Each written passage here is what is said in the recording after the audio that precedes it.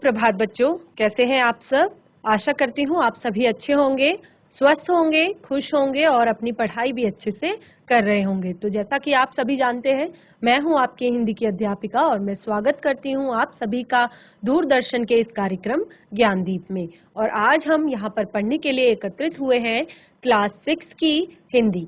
और क्लास 6 की हिंदी में हम आप पढ़ेंगे आप ही की पाठ्य पुस्तिका वितान भाग 1 का चैप्टर 2, जिसको हम पिछले 2 सेशन से पढ़ते हुए आ रहे हैं, जिसका नाम है बचपन। और चैप्टर की जो लेखिका है वो है कृष्णा सोबती जी। तो जैसे कि पिछले 2 सेशन से हम पढ़ते आ रहे हैं, समझते आ रहे हैं कि इस चैप्टर में कृष्णा सोबती जी ने अपने बचपन के बारे में बताया है, अपने बचपन के जो भी संस्मरण हैं, अपने बचपन की जो भी यादें हैं, अच्छी बुरी यादें, और बचपन में जो भी वो काम किया करते थे उस तरह की वो सारी बातें उन्होंने यहाँ पर इस पाठ में लिखी हैं। तो शुरू करते हैं चैप्टर। अच्छे से समझिएगा, अच्छे से पढ़िएगा। अगर आपके पास पाठ्य पुस्तिका है तो उसमें आप अंडरलाइन करते रहिए, अगर नहीं है तब भी आप अपने टीवी स्क्रीन की तरफ देखते रहिए, क्योंकि यहाँ पर आपकी बुक शो की जा रही है, आपकी बुक ही आपको दिखाई जाएगी। तो ध्यान से समझने की कोशिश कीजिएगा चैप्टर को। चलते हैं स्मार्ट बोर्ड की तरफ। आपका चैप्टर शुरू करते हैं बचपन। तो इस चैप्टर में जैसे कि मैंने बताया, शुरू से ही हमने पढ़ लिया है अपने 2 सेशंस में कि कृष्णा सोबती जी बता रही है कि उस समय जब इस समय जब वो कहानी लिख रही हैं, जब वो ये संस्मरण लिख रही हैं, तो वो आपकी दादी या नानी की उम्र की हैं और किस तरह से उनके जीवन में उनकी जो रुचि थी, उनकी जो पसंद थी, वो भी समय के साथ परिवर्तित हुई है, समय के साथ चेंज हुई है। और उनको बचपन में क्या क्या काम करने पड़ते थे, कैसा उनका बचपन आप लोगों के बचपन से काफी अलग हुआ करता था, आप लोगों के बचपन से काफी चेंज हुआ करता था। तो उस समय बचपन में चाहे वो आपके खेलने की चीजें हों, चाहे वो आपके खाने की चीजें हों, चाहे वो आपके पहनने की चीजें हों, चाहे वो आपके घर परिवार में प्रयोग होने वाली जो वस्तुएं हैं वो हो, तो वो सारी चीजें जो थी वो बिल्कुल अलग थी आज के समय से। तो यहाँ पर कृष्णा सोमवती जी यही अंतर हमें समय के बारे में बता रही हैं कि उस समय में और आज के समय में क्या अंतर है। और बच्चों के जो तरह तरह के खेल हुआ करते थे, बच्चों की जो रुचि होती थी, उनमें भी अंतर था। ये कृष्णा सोमवती जी अपने इस पाठ में हमें बता रही हैं। तो कृष्णा सोमवती जी ने यहाँ पर शब्द है एक, जैसे सर्वर। तो ये सर्वर जो शब्द है ये 1 से 2 बार यहाँ पर प्रयोग किया गया है। तो इसके बारे में भी मैं आप लोगों को पाठ के अंत में बताऊंगी। और यहाँ पर कृष्णा सोमवती जी ने, क्योंकि वो शिमला से हैं, तो उन्होंने शिमला की जो यादें हैं, शिमला के बारे में बताया है कि किस तरह से जो स्कैंडल पॉइंट था वहाँ पर दुकानें हुआ करती थी, वहाँ का जो मॉल रोड था उस पर जो दुकानें थी, उन दुकानों की चमक के बारे में। तो ये सारी चीजें, क्योंकि जैसे कि मैंने आप लोगों को पिछले सेशन में भी बताया था कि जो शिमला है वो एक पर्यटक स्थल के रूप में जाना जाता है। तो शिमला में क्योंकि बहुत सारे पर्यटक घूमने के लिए आते हैं, तो यहाँ पर बहुत सारी चीजें जो थी वो कुछ यूनिक चीजें, यानी कि बिल्कुल अपने आप में डिफरेंट चीजें यहाँ पे थी, जिसको देखने के लिए पर्यटक दूर दूर से आया करते थे। तो यहाँ पर उन्होंने बताया कि स्कैंडल रोड पे एक दुकान हुआ करती थी जिसमें एक शोरूम था, वहां पर कालका ट्रेन का एक मॉडल बना हुआ था, जो कि ये ट्रेन थी, ये पिछली सदी में तेज रफ्तार की जो इकलौती गाड़ी थी वो यही थी। और यहाँ पर कभी कभी हवाई जहाज भी देखने को मिलते थे, ये भी मैंने आप लोगों को बताया था कि कृष्णा सोमवती जी कहती है कि बच्चों को हवाई जहाज देखने का एक अलग ही क्रेज, एक अलग ही उनके अंदर एक अलग ही खुशी हवाई जहाज देखने की उस समय में हुआ करती थी, क्योंकि हवाई जहाज उस समय में केवल बहुत कम, जैसे कि आज के समय में हवाई जहाज नेशनल, इंटरनेशनल और अंतरराज्यीय भी चलते हैं, राज्यों के अंदर भी चलते हैं। तो लेकिन पहले के समय में ऐसा नहीं था, ज़्यादातर जो फ्लाइट्स होती थी वो अंतर्राष्ट्रीय ही होती थी, एक देश से दूसरे देश में जाने के लिए तो बहुत कम। तो बच्चों को जब भी हवाई जहाज़ की आवाज़ आती थी तो वो फटाफट दौड़ जाते थे बाहर उन्हें देखने के लिए। तो और उसके बाद कृष्णा सोमवती जी को चश्मा लग गया, बचपन में ही चश्मा लग गया, क्योंकि उन्होंने ये बात भी बहुत अच्छे से यहाँ पे एक्सप्लेन की है, अच्छे से बताया है कि उनके बचपन में जो उनका पहला चश्मा बना था वो भी इसी मॉडल वाली जो दुकान थी उसके बगल वाली दुकान में बना, और वहाँ पे एक अंग्रेज जो डॉक्टर थे वो अंग्रेज थे। लेकिन वो बार-बार कृष्णा सोमवती जी को एक बात बोलते थे कि ठीक हो जाएगा, ठीक हो जाएगा, लेकिन कृष्णा सोमवती जी कहती हैं आज तक वो ठीक नहीं हो पाया था। तो दोबारा से इन पंक्तियों को पढ़ लेते हैं, फिर स्टार्ट करते हैं आगे की पंक्तियां कि वैसे डॉक्टर साहिब ने पूरा आश्वासन दिया था, लेकिन चश्मा तो अब तक नहीं उतरा, बस नंबर कम ही होता रहा। मैं अपने आप इसकी जिम्मेवार हूँ। आप दिन की रोशनी को छोड़कर रात में टेबल लैंप के सामने काम करेंगी तो इसके अलावा क्या होगा? जैसे आप लोगों को भी सलाह दी जाती है कि आप अपना होमवर्क टाइम पे कर लीजिए, आप अपना होमवर्क टाइम पे फिनिश कर लीजिए, दिन की धूप में कर लीजिए, उजाले में कीजिए, क्योंकि अंधेरे में क्या होता है, ज़्यादा देर जब हम लाइट में पढ़ाई करते हैं तो क्या होता है, हमारी आंखें कमज़ोर होने लगती है। पहले शुरुआत में हमारी आंखों से पानी आता है, फिर आंखों में जलन होने लगती है। तो इस तरह की परेशानियां हमें देखने को मिल जाती हैं। आज के समय में ये परेशानियां बहुत ज़्यादातर बच्चों में ये देखने को मिलने लगी है, क्योंकि जैसे कि पिछले 1.5-2 साल से कुछ कठिन परिस्थितियां इस प्रकार हमारी बनी हुई है हमारे पूरे देश में, पूरे इस संसार में। तो आप सभी इससे वाकिफ हैं, आप सभी को पता है। तो इससे क्या होता है कि हमारी जो क्लासेस है वो लाइव क्लासेस ना होके, स्कूल ना जाके ऑनलाइन क्लासेस हमारी ज़्यादा हो गई है। तो बच्चों को ज़्यादा देर मोबाइल पे, टीवी पे और लैपटॉप पे अपना टाइम बिताना पड़ता है, अपनी क्लास अटेंड करनी पड़ती है। तो उससे क्या होता है कि ये आंखों पे इफेक्ट करती है ये सारी चीजें। लेकिन क्योंकि ये चीजें जरूरी हैं तो इसको आप अपने तरीके से देखकर, या तो आप टीवी के बहुत नजदीक मत बैठिए, थोड़ा दूर से ये चीजें देखिए, और जब आपका एक्स्ट्रा टाइम होता है तो आप मोबाइल फोन का प्रयोग कम कीजिए, क्योंकि आजकल के बच्चे मोबाइल फोन का प्रयोग बहुत ज्यादा करने लगे हैं, बहुत ज्यादा सोशल मीडिया से लेके और भी चीजें जो है बच्चों की लाइफ में बहुत ज्यादा प्रभावित बच्चों के जीवन को कर रही हैं। तो इसके लिए सबसे पहले ये चीजें हमारी आंखों को प्रभावित करती हैं, हमारी आंखों के लिए खतरनाक होती हैं। तो यहाँ पर कृष्णा सोमवती जी अपने आप को ही इस बात का जिम्मेवार बताती हैं कि अगर मैं दिन की रोशनी को छोड़कर रात को टेबल लैंप के सामने काम करती रहूंगी तो क्या होगा? यही तो होगा। हाँ, जब पहली बार मैंने चश्मा लगाया तो मेरे एक चचेरे भाई ने मुझे छेड़ा, देखो देखो कैसी लग रही है। देखिए, आप भी जब अपने किसी मित्र को, यहाँ पर कृष्णा सोमवती जी ने अपना चश्मा लगाया हुआ एक जो फोटो है, एक जो पिक्चर है वो भी शेयर किया हुआ है, आप देख सकते हैं कि कितने बड़े आकार का उन्होंने यहाँ पर चश्मा लगाया हुआ है। तो आप भी अगर पहली बार चश्मा लगा लेते हैं या अलग हेयर स्टाइल बना लेते हैं या कुछ अलग तरीके अतरंगे कपड़े पहन लेते हैं तो आपके मित्र, आपके भाई बहन भी आपको इसी तरह से छेड़ते हैं।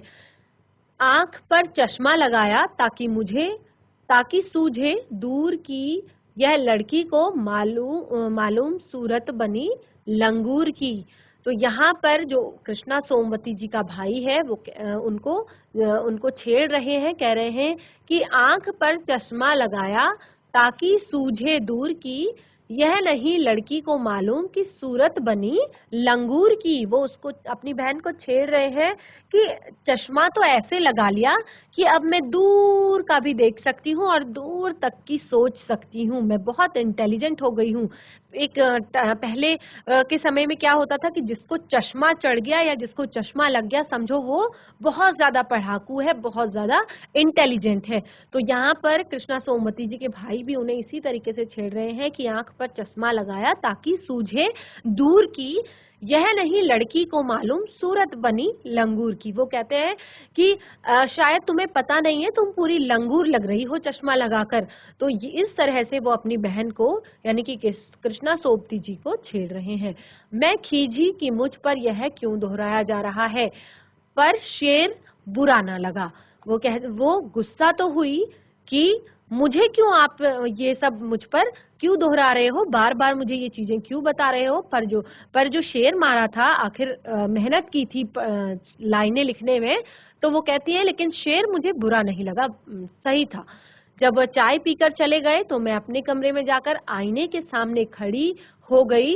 कई बार अपने को देखा, ऐनक उतारी, फिर पहनी, फिर उतारी, देखती रही। तो फिर वो बार बार उसी लाइन को रिपीट करती हैं, सूरत बनी लंगूर की।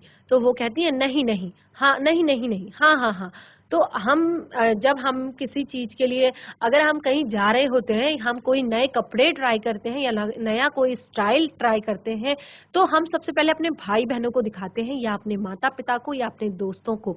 तो फिर अगर हमें कोई कमेंट आ जाए तो हम कंफ्यूज हो जाते हैं। हम सोचते हैं कि अच्छा शायद सचमुच मैं गंदा लग रहा हूँ क्या मैं सचमुच बहुत स्मार्ट हैंडसम लग रहा हूँ क्या। तो इसी तरह से वो भी कंफ्यूज हो गई हैं। शीशे के सामने जाके बार बार वो कभी अपना चश्मा उतारती हैं, कभी अपना चश्मा पहनती हैं। तो फिर वो कहती हैं मैंने अपने छोटे भाई का टोपा उठाकर सिर पर रखा, कुछ अजीब लगा, अच्छा भी और मजाकिया भी। फिर वो कहती हैं कि चश्मे के साथ साथ मैंने अपने छोटे भाई का कैप जो है, सर की टोपी जो है वो उठाकर अपने सिर पे रखी। कुछ अजीब तो लग रहा था लेकिन कुछ अच्छा भी था और कॉमेडी में मजाकिया भी। अगर आप एक नए लुक में अपने आप को पहली बार देखते हैं तो आपको थोड़ा सा अटपटा जरूर लगता है। तो यहाँ पर कृष्णा सोबती जी को भी इस तरीके का ही फील हो रहा था, इस तरीके का ही अनुभव हो रहा था। वो कुछ अटपटा सा महसूस कर रही थी। तब की बात थी, अब तो चेहरे के साथ साथ घुल मिल गया है चश्मा। जैसे कि आप यहाँ पर देख पा रहे होंगे कि हमें बिल्कुल देखने में अटपटा नहीं लग रहा है। हमें कृष्णा सोबती जी की यह तस्वीर बहुत ही ज्यादा प्यारी लग रही है, क्योंकि कृष्णा सोबती जी कहती है तब की बात थी, क्योंकि वो शुरुआत के दिन थे, वो बचपन के दिन थे, लेकिन अब तो चेहरे के साथ घुल मिल गया है। लगता है मानो ये चश्मा इसी चेहरे के लिए बना हो, अगर चश्मा नहीं लगाएंगी तो खूबसूरत नहीं लग पाएंगी। तो जब कभी उतारा हुआ होता है तो चेहरा खाली खाली लगने लगता है। याद आ गया वह टोपा, काली फ्रेम का चश्मा और लंगूर की सूरत। तो अब कृष्णा सोबती जी उस समय को याद करके खुश हो रही है, क्योंकि हमारे जो ये बचपन के दिन हैं बच्चों, क्योंकि आज हम बचपन में जो भी अच्छे बुरे अनुभव करते हैं, तो जीवन आगे के जीवन में ये है कि आप अपने माता पिता को देखते होंगे, आप अपने दूसरे रिलेटिव्स को देखते होंगे, सभी बचपन में शैतानियां करते हैं, बदमाशियां करते हैं या फिर और भी अच्छे बुरे जो कुछ काम करते हैं।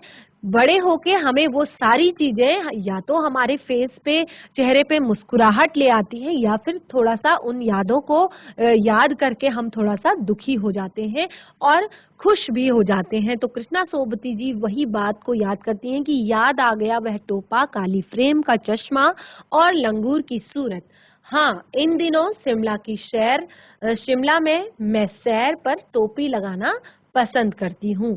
तो यहाँ पर कृष्णा सोबती जी आज के समय की भी बात कर रही हैं कि इन दिनों भी मैं शिमला में जब सैर के लिए जाती हूँ, सैर यानी कि टहलना, शाम के समय या सुबह के समय टहलना सैर कहलाता है।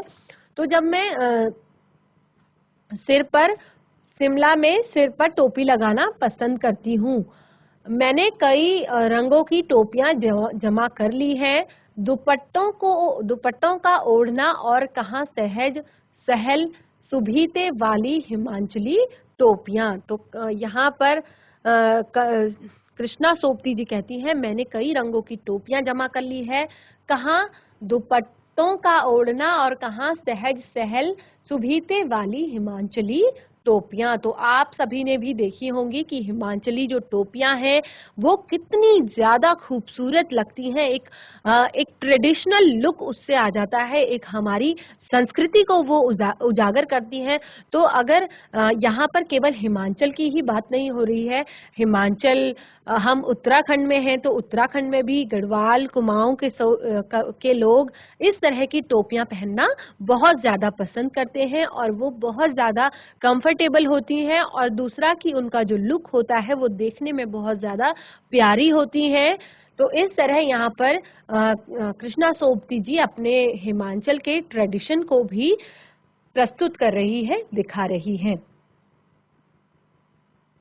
तो ये जो चैप्टर है, ये पार्ट है, ये हमारा कंप्लीट हो चुका है। आशा करती हूँ कि आप सभी को समझ आया होगा। आप सभी को भी कृष्णा सोबती जी की इन बातों से, वैसे तो आप अभी छोटे ही हैं, 6th क्लास में हैं, लेकिन इससे पहले की भी आपको कुछ जो बातें हैं, जो भी आप अपने भाई बहनों के साथ बातें करते थे, काम करते थे, तो वो सारी चीजें शायद आपको इस पाठ से कुछ कुछ याद आ गई होंगी।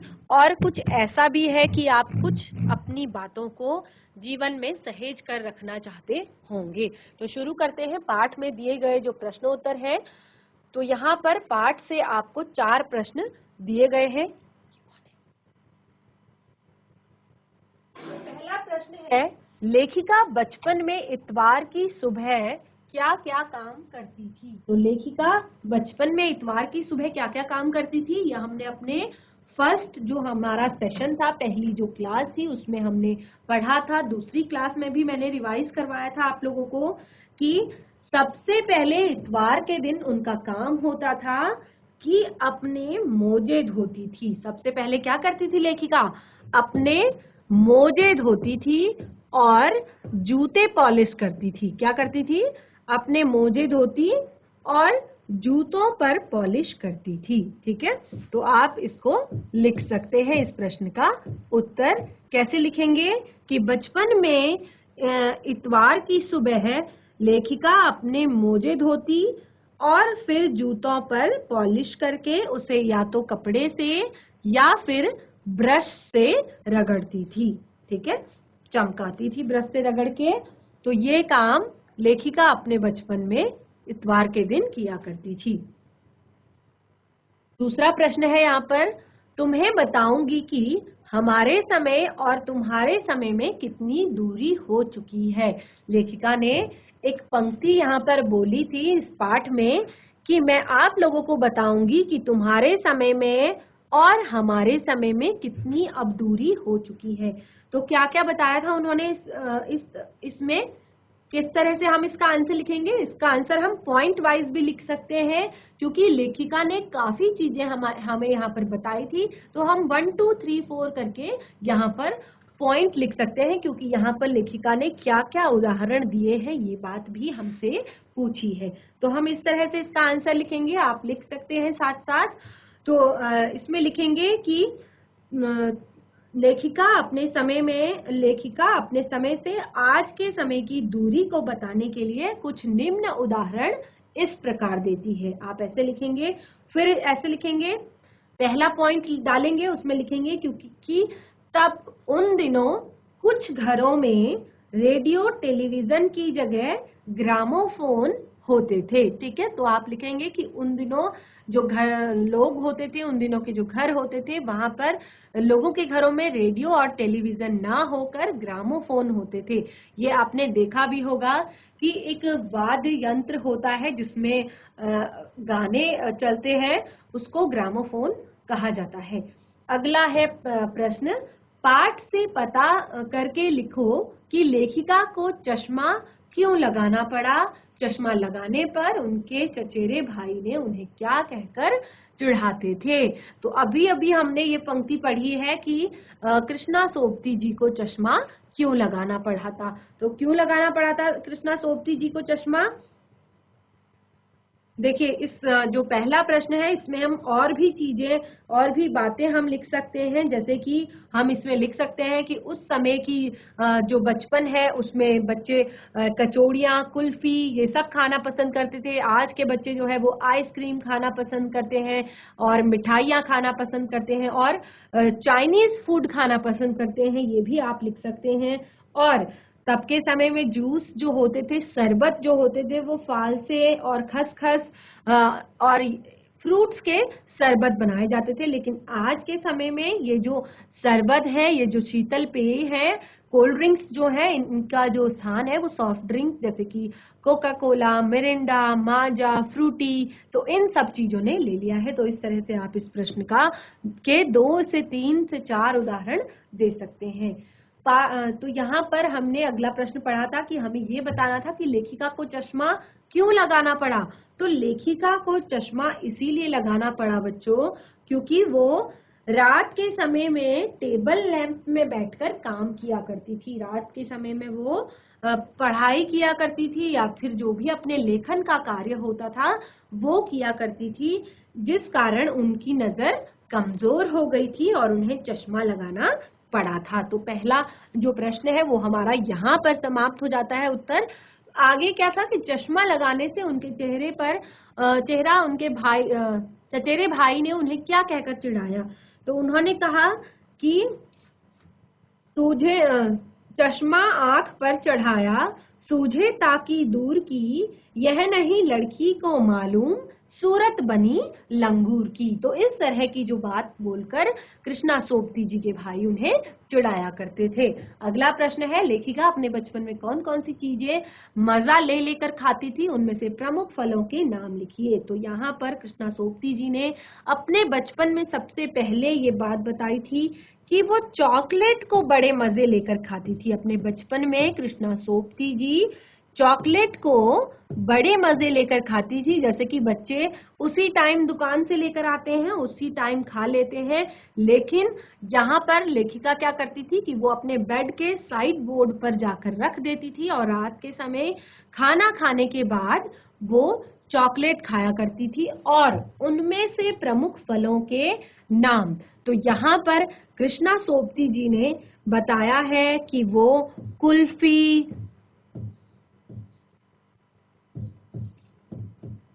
शहतूत आदि फल खाया करती थी और इन्हीं के वो शरबत पिया करती थी। चॉकलेट खाना, पेस्ट्री खाना, ये सारी चीजें उन्हें बहुत ज्यादा पसंद थी। तो ये आप इसमें लिख सकते हैं। आगे के कुछ प्रश्न हैं संस्मरण से। तो यहाँ पर संस्मरण से जो प्रश्न है, लेखिका के बचपन में हवाई जहाज की आवाजें, घुड़सवारी, ग्रामोफोन, शोरूम में शिमला, कालका ट्रेन का मॉडल ही आश्चर्यजनक आधुनिक चीजें थी। आज क्या क्या आश्चर्यजनक आधुनिक चीजें हैं जो तुम्हें आकर्षित करती है, उनके नाम लिखिए। तो ये प्रश्न तो आपके लिए ही है कि क्या क्या चीजें आपको आज के समय में आश्चर्यजनक लगती है, क्योंकि बहुत ज्यादा समय चेंज हो गया है। पूरे शतक का एक जो, जैसे मैंने शताब्दी जो है वो परिवर्तित हो गई है। तो क्या क्या चेंजेस आए हैं तब के समय में और अब के समय में, आप लिख सकते हैं। अगला प्रश्न है, अपने बचपन की कोई मनमोहक घटना याद करके विस्तार से लिखो। तो ये सारी चीजें केवल आपके लिए ही है, तो इनको आप लिख सकते हैं। तो बच्चों, जो ये आज का चैप्टर था बचपन, वो हमारा कंप्लीट हो गया है। पाठ से संबंधित प्रश्नोत्तर भी हमने कर लिए हैं। तो आप सभी इन प्रश्नोत्तर को याद करिएगा और पाठ को एक बार स्वयं से दोबारा घर में पढ़ने की कोशिश कीजिए। अगर कोई भी परेशानी है, दिक्कत है, तो चैट के माध्यम से आप मुझे बता सकते हैं। तो तब मिलेंगे नए सेशन में एक नए पाठ के साथ। तब तक के लिए धन्यवाद। आपका दिन शुभ हो।